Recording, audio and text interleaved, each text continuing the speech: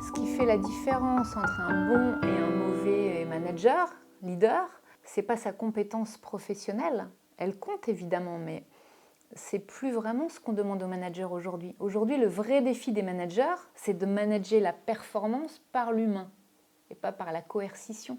Ça ressemble peut-être à un paradoxe, mais plus un manager sait gérer l'humain, plus il va obtenir de performances de ses équipes. Et on a beaucoup de managers qui arrivent en coaching pour rechercher cet équilibre parce que eux sont restés sur des systèmes d'avant, systèmes autoritaires axés sur les chiffres, la recherche de performance à tout prix. Mais ces systèmes, ils ne marchent plus aujourd'hui. Donc le bon manager, c'est celui qui sait écouter et qui sait garder le cap de sa stratégie.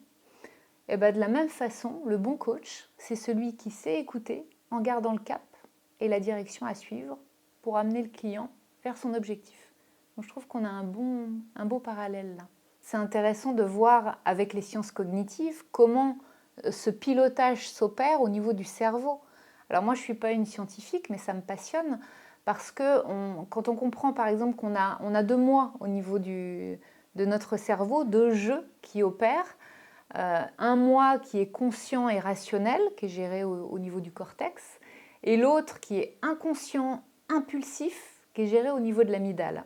Et on s'aperçoit que les vrais leaders et aussi les bons coachs ont cette capacité à mettre en harmonie leurs 2 moi, c'est-à-dire qu'ils sont capables de prise de décision, de garder le cap, mais ils sont aussi capables d'être en position basse, de prendre de la hauteur et de prendre en compte la pensée de l'autre, le regard de l'autre.